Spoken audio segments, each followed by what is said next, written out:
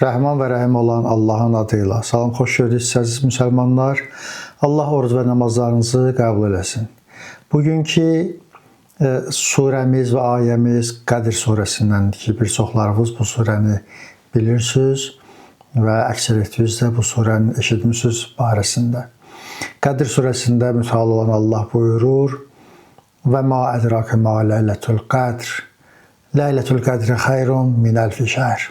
Nə bilirsən ki, Qədr gecəsi nədir? Qədr gecəsi 1000 aydan daha xeyirlidir. Bəli, bu günləri sonuncu Qədr gecəmizdir. Mühüm olan gecələrdəndir. Bu günləri bizim Razı-Niyaz gecəmizdir. Qədr gecəsi üçün bir neçə günlər deyiblər. Amma o bir neçə günün içində bir gecədir sadəcə olaraq Qədr gecəsi. Bu gecə mühüm olan gecədir. Biz hədislərimizə baxsaq görərik ki, hədislərimizdə buyururlar 19-u gecəsi insanın müqəddəratı yazılır. 21-i gecəsində imzalanır və 23-cü gecədə isə həmin o müqəddərat möhürlənir. Yəni bu gecə bizim müqəddəratımızın həll olunduğu bir gecədir. Qədr gecəsi digər gecələrdən çox fərqlənir. Çox fəziləti var və eyni zamanda müqəddəratımız da həll olunur. Bir sual, bəzi vaxtlarda bu sualı verirlər.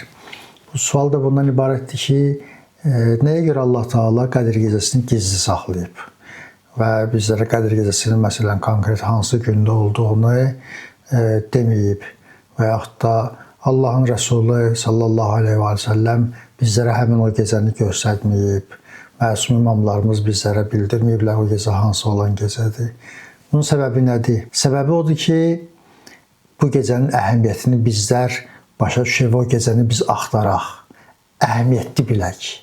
Bu gecəni özümüz əhəmiyyətli sayaq, o gecənin arxasıca düşək, axtaraq o gecəni ki, görsən o gecə hansı gecədir. Allah Taala bir çox şeyləri bizlər üçün gizli qoyub bu dünyada. Məsələn, Allah Taala ölüm zamanımızı bizlər üçün gizli qoyub. Nəyə görə gizli qoyub? Ona görə bizlər üçün gizli qoyub ki, biz hər daim hazır olaq. Və yaxud da, məsələn, Allah Taala öz dostlarını insanların arasında gizli saxlayıb. Nəyə görə gizli saxlayıb? Ona görə gizli saxlayıb ki, biz hər bir kəsə bu dünyada ehtiram eləyək. Bəzi insanlar var bu dünyada ki, aramızdadırlar, amma biz bilmirik ki, bunlar Allah övliyasıdırlar, Allah dostlarıdırlar. Sənin üçün fərqi yoxdur. Hamiyə ehtiram eləginən. Ona xüsusi ehtiram, digərinə ehtiramsızlıq etmək olmaz. Və yaxud da Allah Taala bəzi itaətlərin içində öz razılığını gizli qoyub. Nəyə görə gizli qoyub? Ona görə ki, insanlar Allahın buyurduğu işlərə, tapşırdığı işlərə hamısına itaət eləsinlər. Deməsinlər ki, məsələn, təkcə məsələn tutalım ki, Allahın razılığı orucdadır. Allahın razılığı namazdadır. Allahın razılığı falan işlədir. Yox, bütün Allahın buyurduğu işləri insanlar yerinə yetirsinlər deyə öz razılığını həmin o şeylərin içində gizli qoyub. Və bir çox şeylər var. Məsələn, Allah Taala öz adını gizli qoyub ki, insanlar Allahı bütün adları ilə çağırsınlar. Bütün adları ilə çağırsınlar və Əsma-ül Hüsnada eyni zamanda onu da qeyd eləsinlər. Həmin o ad ki, böyük olan addır. Bunları Allah Taala gizli qoyub ki, insanlar hər bir şeyə əhəmiyyət versinlər. Eyni zamanda da Qədr gecəsini gizli qoyub ki, insanlar Qədr gecəsinə də əhəmiyyət versinlər. Bu günləri sonuncu Qədr gecəmizdir. Mühüm olan Qədr gecəsidir, tapşırılan Qədr gecəsidir. Bu gecələrdə biri digərimizi dualarda yaddan çıxartmayaq, ibadət itaətlərimizdən bu gecə bərk yapışaq ki, Allah ömrümüzün sonuncu Qədr gecəsi qərar verməsin. Amma bilmək də olmaz. Keçən illər bizlərlə bu vaxtlar nə qədər Qədr gecəsində iştirak edən insanlar var idi ki, bu illəri onların Qədr gecələrindən artıq əlləri üzülüb.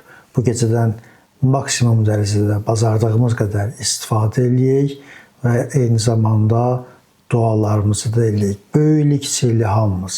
Evdə, məsciddə, Hüseyniyyədə, harada bacararsınız dualarınızı eləyin. Heç bir fərqi yoxdur.